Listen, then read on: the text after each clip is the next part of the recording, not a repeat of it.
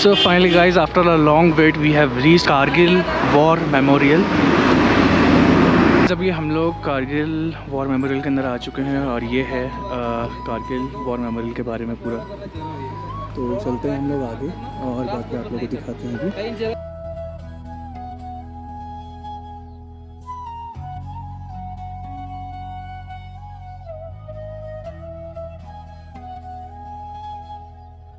तो आज है 15 अगस्त और हमारे देश का इंडिपेंडेंस डे। तो ये हम लोगों के लिए बहुत ही अच्छी चीज़ है कि आज के दिन हम लोग ऐसी जगह पे आ रखे हैं जहाँ पर हमारी इंडियन आर्मी ने हमारे लिए बहुत कुछ खोया है और हमारे लिए पाया भी है।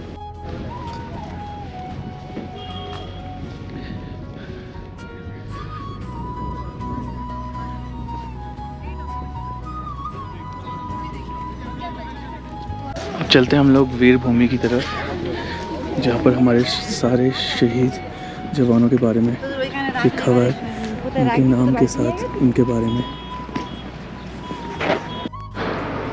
सो फ्रेंड्स, अभी हम लोग हैं वीर भूमि में। आप लोग देख सकते हैं सामने पूरी ये जो पूरी एक एक्ट है जो उनके बिहाफ में बनाई गई है, जो यहाँ पर शहीद हुए थे। उनको एक मेमोरीज़ देने के लिए कि इन फ्यूचर हमेशा याद रखा जाए इनको, इन्होंने जो सेक्रीफाइस करा है हमारे देश के लिए। और यहाँ पर कुछ बैटल्स के बारे में भी लिखा हुआ है जो यहाँ पर हुई थी। बैटल ऑफ जोजिला और साग of velar.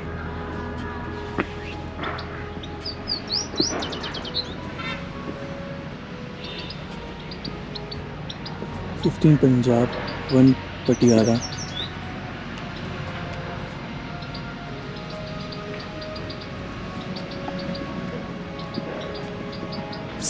Parachute field regiment 8 Rajput.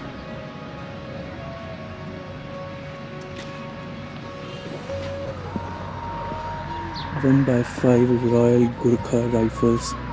1/5 GRFF।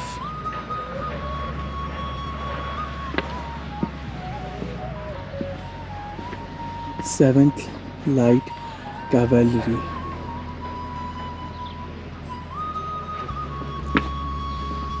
And the last 4 Rajput.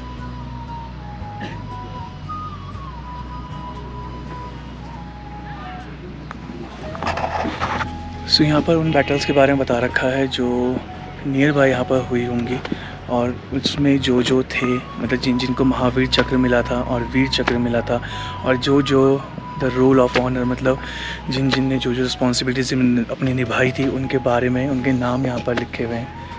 सो अगर आप लोग कभी आते हैं यहाँ पे तो आप लोग देख सकते हैं।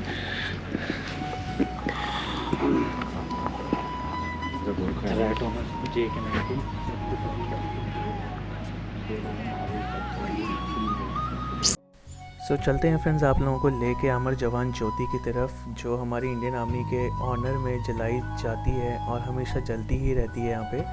सो आप लोग देख सकते हैं सामने हमारे इंडियन फ्लैग लहराता हुआ, और चारों तरफ से अदर कंट्रीज़ के नेशनल फ्लैग्स हैं साथ में।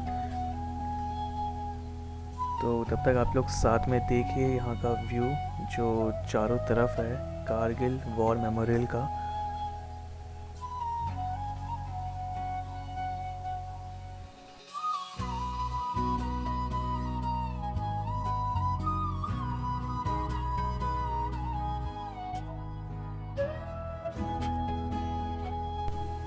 हम अभी हैं अमर जवान ज्योति के पास, एंड यहाँ पे हमारे इंडियन आर्मी के एक ऑफिसर ने यहाँ के बारे में बताया।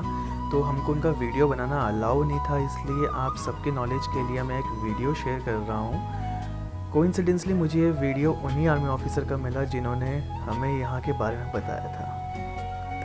शहीदों की चिताओं पर लगेंगे हर वर्ष मेले, वतन पर मर मिटने वालों का यही बाकी निशा होगा। नमस्कारम, मैं नायक कुमार 28 मद्रास और नतन कमांड की तरफ से आप सभी को इस कारगिल वार मेमोरियल में हार्दिक स्वागत करता हूं। यह वार मेमोरियल कारगिल युद्ध वीरों की याद में नवंबर 2004 को भारतीय सेना द्वारा बनाया गया था। इस वार मेमोरियल द्रास सेक्टर में बनाने का मुख्य कारण यह था कि कारगिल युद्ध का एक बड़ा भाग इसी द्रास सेक्टर से ही लड़ा गया था। इसके अलावा आप जिस स्थान पर उपस्थित है वहां से उन पहाड़ियों की चंद एक चोटियां नजर आती है जहां पर 1999 में पाकिस्तानी सेना ने 2 कैसे घुसपैठ की थी। आप जिस रास्ते से आए हैं उसे नेशनल हाईवे 1 के नाम से जाना जाता है। यह राष्ट्रीय राजमार्ग लेह और कारगिल को श्रीनगर से जोड़ता है। हम समुद्र तल से लगभग 10,500 फीट की ऊंचाई पर स्थित है। यहां से लाइन ऑफ कंट्रोल उत्तर दिशा की ओर लगभग 9 किलोमीटर सीधी दूरी पर है। आपके सामने और मेमोरियल के ठीक पीछे जो पहाड़ दिखाई दे रहा है, नाम टोलोलिंग। यदि आप अपनी नजर टोलोलिंग पहाड़ के थोड़ा बाएं स्काईलाइन पर ले जाएं, तो 3 पीपल्स दिखाई देंगे, नाम टोलोलिंग टॉप, जिसकी ऊंचाई समुद्र तल से लगभग 15,100 फीट है। यदि आप अपनी नजर पूरा बाएं दूर स्काईलाइन पर ले जाएं, तो 2 ऊंची नुकीली चोटियां नजर आती है। उसमें दाहिने वाली ऊंची नुकीली चोटी जो कि त्रिकोण के समान है, नाम टाइगर हिल, जिसकी ऊंचाई समुद्र तल से लगभग 16,700 फीट है। टाइगर हिल के बाएं दूसरी नुकीली चोटी, नाम राइनो हॉर्न। यदि आप अपनी नजर राइनो हॉर्न से बाएं स्काईलाइन पर ले जाएं, तो 5 डिस्टेंस पर और एक ऊंचा टॉप दिखाई दे रहा है, नाम पॉइंट 4875। पॉइंट 4875 को बद्रा टॉप के नाम से भी जाना जाता है, क्योंकि कैप्टन विक्रम बत्रा ने इसी स्थान पर दुश्मनों से लड़ते हुए वीर गति को प्राप्त हुए थे, जिसकी ऊंचाई 16,000 फीट है। आपके सामने टोलोलिंग पहाड़ पर दुश्मन के करीब 100 सैनिक थे। ये उनकी द्वारा की गई सबसे गहरी घुसपैठ थी। वहां से दुश्मन NH1 पर प्रभावशाली फायर डाल रहा था, जिसे NH1 पर आवागमन अत्यंत कठिन हो चुका था।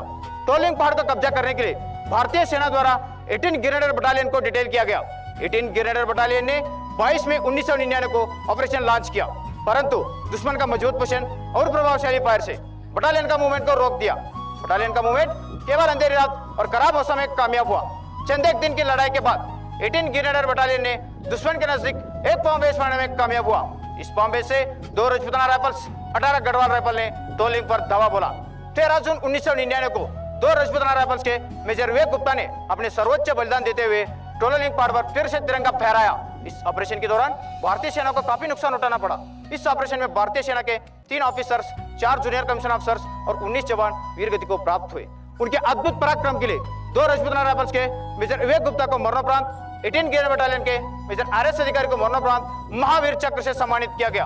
टोलोलिंग पहाड़ को कब्जा करने के बाद भारतीय सेना का ध्यान सीधा टाइगर हिल पर गया, क्योंकि वहां से दुश्मन समुचित द्रास वैली और खासकर NH1 पर प्रभावशाली फायर डाल रहा था, जिसे हमारी सेना की कानवाई और सिविल गाड़ियों आने जाने में काफी मुश्किल हो रहा था। टाइगर हिल को कैप्चर करने के लिए भारतीय सेना द्वारा 18 ग्रेनेडर बटालियन और 8 सिख बटालियन को डिटेल किया गया। आक्रमण से पहले हमारी आर्टिलरी ने 155 mm buffers gun, multi barrel rocket launcher से भारी तादाद में टाइगर हिल पर फायर गिराया। 2 जुलाई 1999 की रात को दोनों ही बटालियन ने भिन्न भिन्न दिशाओं से हमला शुरू किया। लक्ष्य कठिन था पर असंभव नहीं। इस गुत्तम गुत्ता की लड़ाई में भारतीय सेना के 2 ऑफिसर्स, 3 जूनियर कमीशन ऑफिसर्स और 30 जवान के सर्वोच्च बलिदान के बाद अंत 11 जुलाई 1999 को फिर से टाइगर हिल पर तिरंगा लहराया। इस ऑपरेशन के दौरान 18 ग्रेनेडर बटालियन के ग्रेनेडियर योगेंद्र सिंह यादव को परमवीर चक्र से सम्मानित किया गया। साथ ही उन्हीं के party commander lieutenant Balwant Singh को महावीर चक्र से सम्मानित किया गया। पॉइंट 4875 को कैप्चर करने के लिए 13 जम्मू एंड कश्मीर राइफल्स को डिटेल किया गया। इसी के दक्षिण की ओर पिंपल 1, पिंपल 2 और हिलवे को कैप्चर करने के लिए 17 जाट बटालियन को डिटेल किया गया। उत्तर में ट्विन बम्स को कैप्चर करने के लिए 2nd नागा बटालियन को डिटेल किया गया। तीनों ही बटालियन ने अच्छी प्लानिंग और तालमेल के साथ 4 जुलाई 1999 से लेकर 7 जुलाई 1999 तक चले संघर्षपूर्ण मुकाबला में अलग अलग दिशाओं से दुश्मन पर हमला किया, दुश्मन को मुंहतोड़ जवाब दिया। साथ ही तीनों चोटियों पर दोबारा अपना कब्जा में साबित किया। इस ऑपरेशन के दौरान भारतीय सेना के 3 ऑफिसर्स और 27 जवान वीर गति को प्राप्त हुए।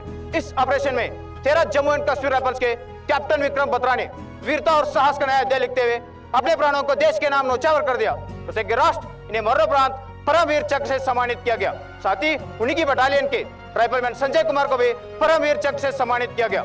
ऑपरेशन विजय द्रास सेक्टर के अलावा कारगिल, बटालिक सेक्टर और सब सेक्टर हनी पे भी लड़ा गया था।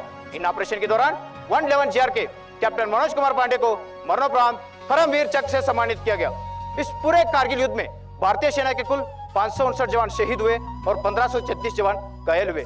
यह वार मेमोरियल उन शहीदों का स्मारक है जिन्होंने अपना आज हमारे कल के लिए कुर्बान कर दिया।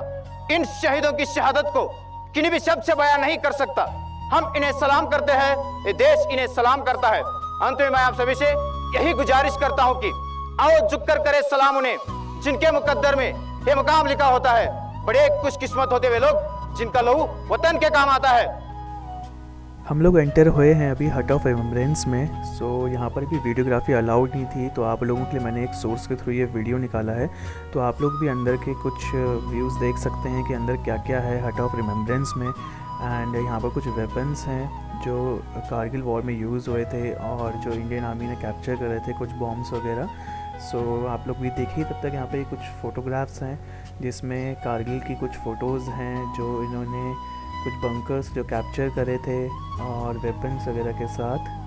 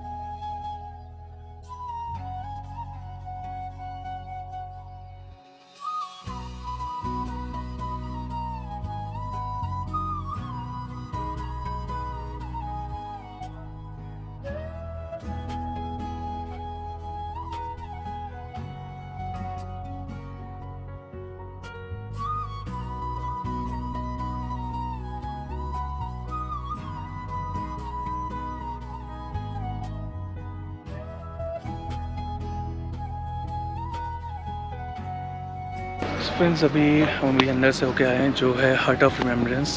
हट ऑफ रिमेम्बरेंस में उन सभी सोल्जर्स के बारे में है जो जो अचीवमेंट्स उन लोगों ने यहाँ पर करी थी और जो जिनको हम अच्छे से जानते हैं। फॉर एग्ज़ाम्पल बत्रा साहब जिनके ऊपर मूवी बनी हुई है, और भी हैं जिन जो उनको अवार्ड्स मिले हुए हैं, परमवीर चक्र, महावीर चक्र।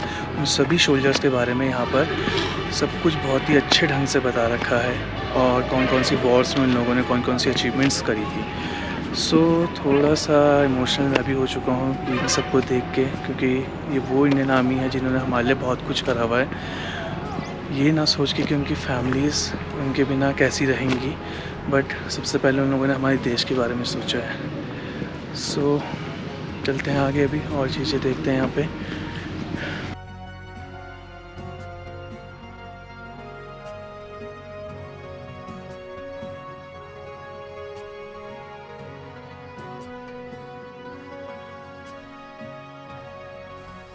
सो यहाँ पे कुछ वेपन्स हैं जो इंडियन आर्मी ने यूज़ करे थे वॉर्स में और अभी कारगिल वॉर मेमोरियल में लगाए गए हैं लोगों को देखने के लिए। सो आप लोग भी देखिए कौन कौन से वेपन्स यूज़ हुए थे यहाँ पे।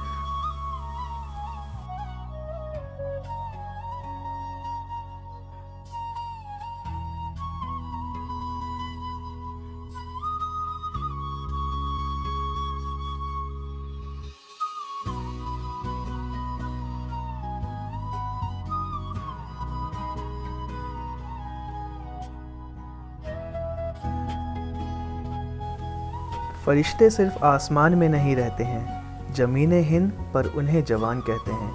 सो गाइस, उन्हीं जवानों में से कुछ जवानों के यहाँ पर स्टैचूज़ लगाए हैं उनके ऑनर में, उन लोगों ने जो अचीवमेंट्स यहाँ पर करी थी। सो उन्हीं की रिस्पेक्ट में आप लोग देख सकते हैं यहाँ पे।